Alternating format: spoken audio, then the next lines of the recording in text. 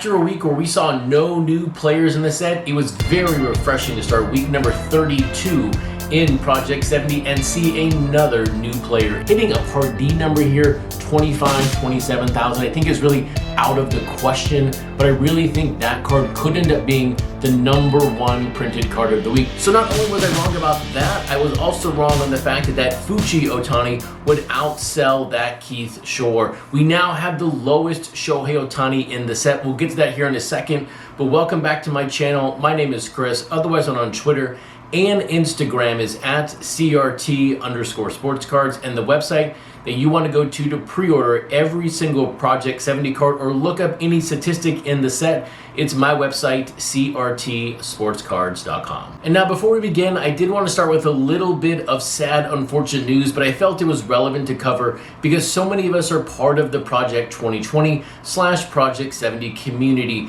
Over the weekend, G.D. Coleman did unfortunately pass away. He'd been battling some health issues here recently. He was a big Blake Jamieson fan. A lot of his posts on the Facebook group were about Blake Jamieson's card, so it was unfortunate to hear that he passed away, and I do pass along my condolences to his family. And while it's never easy to transition off some news like that, I will say the community around Project 70 and before that, Project 2020 is really what kept me going on for so long. And a lot of us have built up relationships that we are never going to quit over the next coming years, no matter what happens with these sets or these cards. But the relationship, the human factor of the set, to me is second to none when it comes to the card art world. But now as we take a look back at week number 31 in Project 70, what did the PR numbers look like as a whole? All 20 cards this week did sell 41,817 copies. That actually beat out week number 30 by just about 900 cards. Now, it does help though that there were 3 Shohei Otanis releasing in one single week. That Keith Shore did lead the way at over 7,000. The Sue Surgeon, the Matrix, came in over 5,000, but that Fuchi, the one that I really liked because I'm really biased on 1971 Topps, came in just over 2.2K, which means that is now the lowest Shohei Otani out there. And so while that Otani by Fuchi did hit rock bottom, it is though surprising to see his number come down that far when you think about the average PR right now of Otani in the set. After 22 cards, 4.8K. So 2.2 v 4.8, very, very big gap there. That is now only the 4th Otani under 3,000. But also on the low scale is another Los Angeles Angel. This one though is of a player who hasn't played much this year. Mike Trout's Jeff Staple card, 1,976. When you mix that with the recent Matt McCormick card, those two now are the lowest 2 Mike Trouts in the entire set. But enough with talking about cards that didn't print very well last week. Let's talk about a card that printed very high over the week.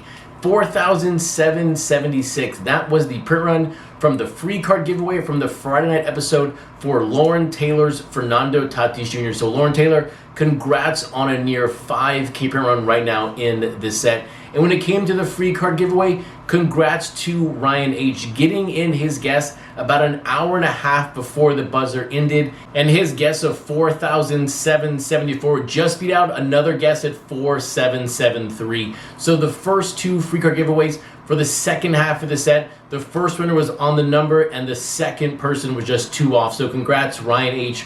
for winning this card free from me. But it is Monday night in the set, which means there's going to be another free card giveaway today. But let's also take a look at what 4 cards released in Project 70. First up, we have Jacob Rochester with his Francisco Lindor. Second up, we have Joey Votto by Blake Jamieson. Third up, we have Jackie Robinson by Quicks. And then ending the day, we have Honus Wagner by Tyson Beck. And so when I took a look at all 4 of those cards this morning, I said, I don't know which one to give away for free. We've got a Jackie Robinson, which I'm collecting, of course, back there. We've got a no-hat Honus Wagner. We've got Joey Votto, a brand new player. And then we've got Green Hair Lindor. Which card do the fans want? So I said, you know what? Let's just ask Twitter. And the Twitter poll results are this. You all want to win that Joey Votto by Blake Jamieson. So right now in the comments, leave your print run guess for that Joey Votto. And also do not forget, you must be subscribed to the channel to be qualified for that promotion. So if you're not subscribed, also hit that subscribe button and then put your print run guess in the comments below. And while we're on the topic of Blake Jamieson, let's go and cover that Joey Votto first. This is the 12th card from 1981 Topps.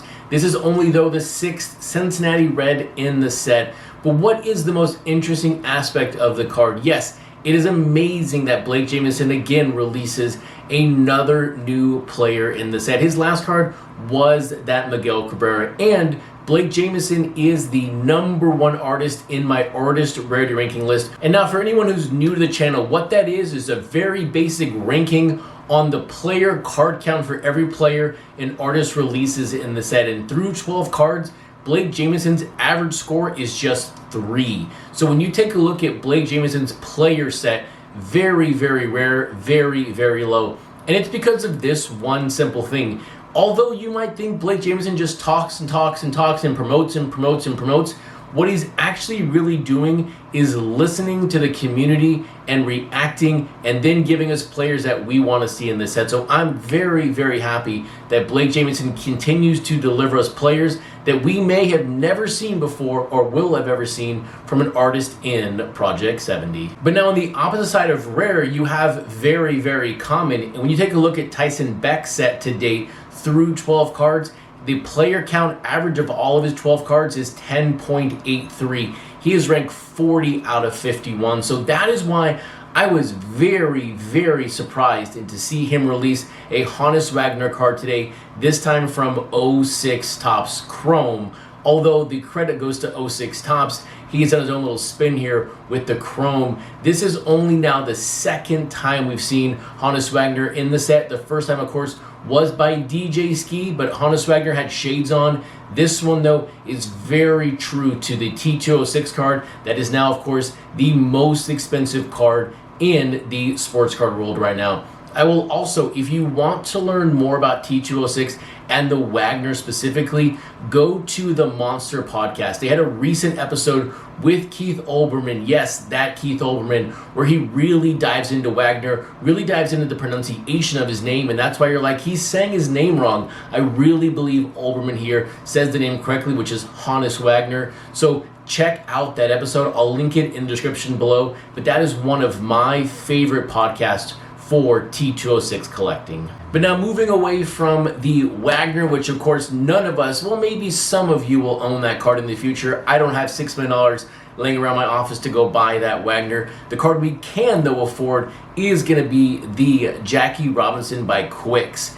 And yes, this card is another card with a direct video game reference, but when you think back to Grand Theft Auto San Andreas and Jackie Robinson, there is no direct correlation of the two outside of the artist here. And it's actually pretty straightforward. You have Quick saying on Instagram that GTA San Andreas is one of his favorite video games. And you've got Jackie Robinson, one of the, if not the most important baseball player in the game of baseball. So it's a blending of his world and of course the baseball world. So I know I'm in for at least one copy for my Jackie collection, but I'm really curious how well this card's gonna sell. I don't know if Jackie plus GTA San Andreas equals success, but I guess we'll find out here in about 70 hours or so. But now ending the day, we have the 4th time we've seen Francisco Lindor, this time from Jacob Rochester. Now when you go all the way back to the beginning of Project 70,